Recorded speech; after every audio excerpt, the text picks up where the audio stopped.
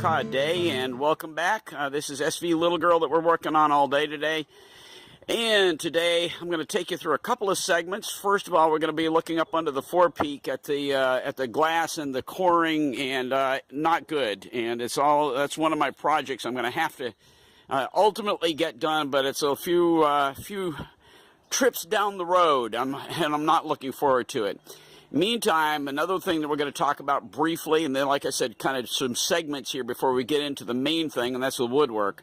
I'm also going to talk about the mast and some of the things we're going to be doing on that to check out the lights and all that kind of thing. And so we're going to be doing those things. This is just the opening segment, and then I'm going to take you through a couple of different things before we get to the wood and just pulling off everything that we can pull off today. And so we'll take it back to Vermont, strip it, clean it, and get some new finish on it. So anyway, thanks, take care, and back to you in a minute. Bye.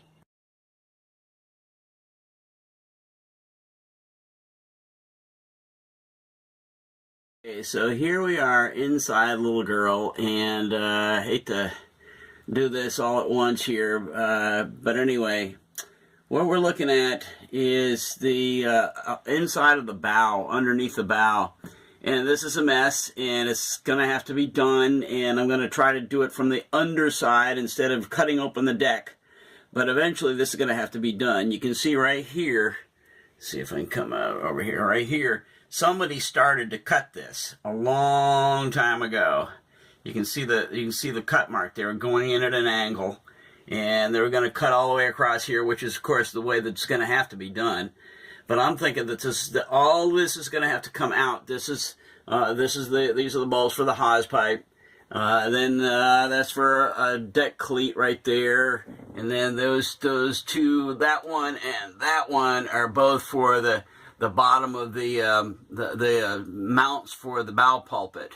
And anyway, it looks like way up there in the front, it looks like it's solid.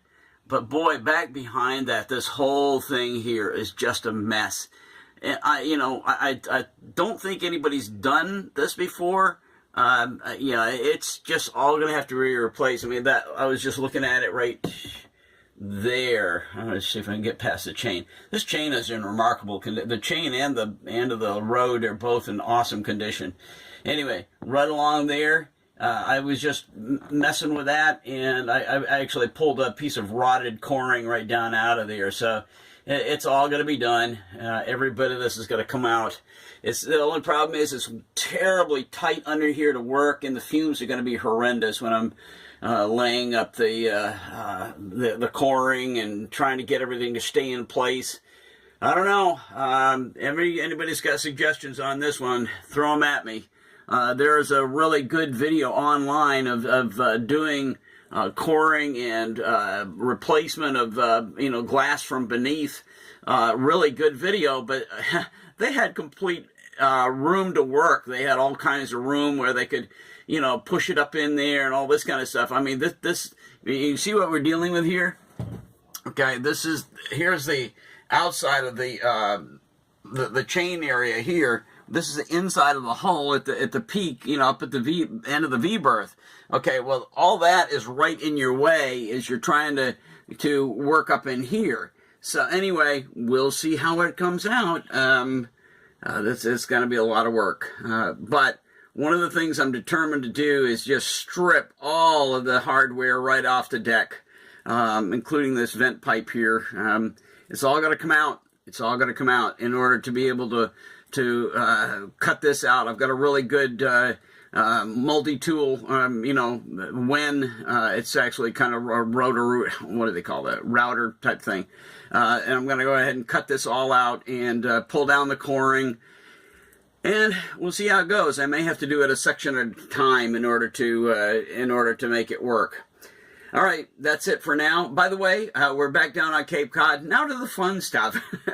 I'm going to cut here, and we're going to splice this in with what we're down here for this week, and that is all the woodwork. At least all the woodwork is outside, and it's going to be a whole lot more pleasant than working in here. So that's it for now. Thanks.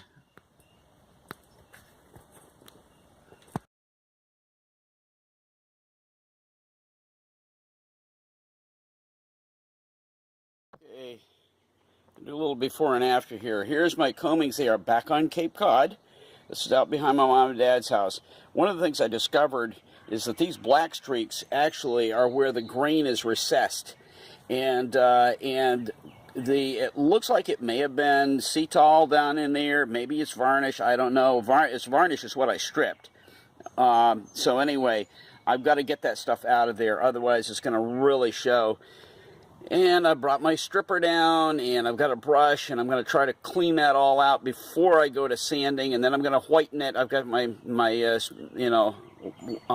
wash that I use on my teak, and I'm going to do all of that, let it dry, and then I'm going to go ahead and sand everything on out, and we'll kind of go from there. Here down in this section also, you can see some more of that, and I think that may be really hard to get out down there because that is really heavily grained. I have a feeling this was not the best quality teak available. I don't know. It was a production boat. I mean, they were making who knows how many seafarer kestrels. I don't know how many are left out there, but anyway, this is what we're going to work on right now. I'll show you before and after. I'll come back to this later. Thanks. Bye.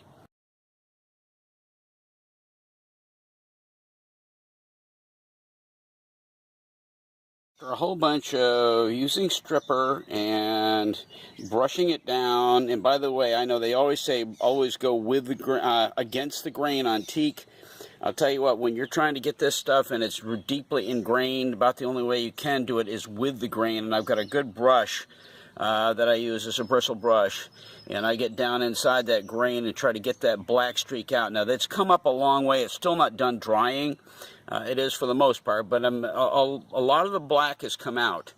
The area that I think really came out well, and see, we got an area right there, but I'm not going to try to get that. I mean, the problem is when you got old wood like this, you can't keep doing it forever because it just wears on it. It's already extremely weathered. But down here, boy, this really lightened up a lot. I don't know if you remember what it looked like before. Really got a lot of that black out of the grain, and that came up very nice. I think after we get done, get it all sanded out, get some either varnish or Cetol, and I still haven't made a decision on that. Yeah, after we get all that done, I think it's going to be in good shape. Hey, it's old. It's supposed to look old, you know. It's going to have that vintage look on the boat. So, all right, that's it for now. I'm going to go to taking the other stuff off. I'll show you everything when we get it set up for doing the stripping and cleaning and so forth. So I'm going to start taking pieces off the boat. So, thanks. Bye.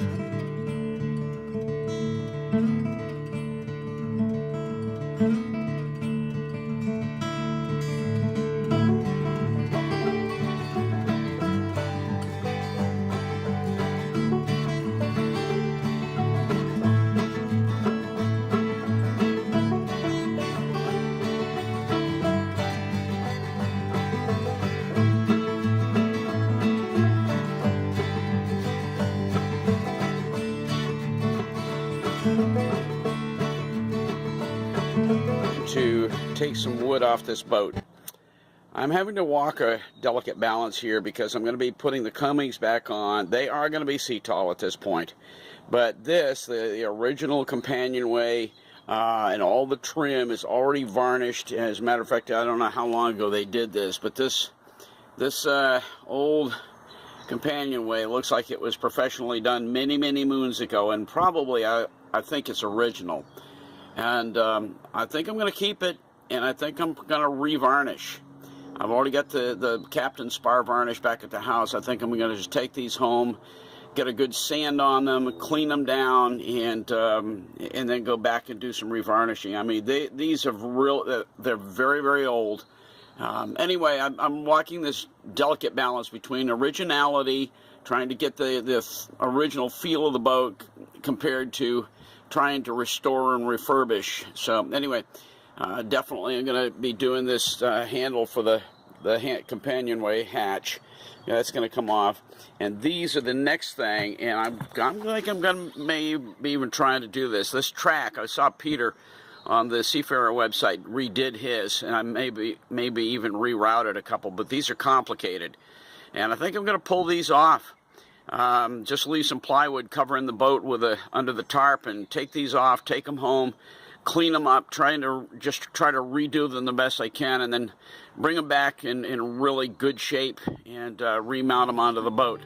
So anyway, this is a before and after. I'm keeping this short. I want to keep the rest of this video short. And what I'm going to do next is just finish this out with just some pictures, and we'll wrap up this video. So anyway, I'll do some pictures of the after I get all this stuff stripped. So that's it, and welcome back. Glad you've been with me for this little adventure and little girl, and that'll be it for this video. Thanks, bye.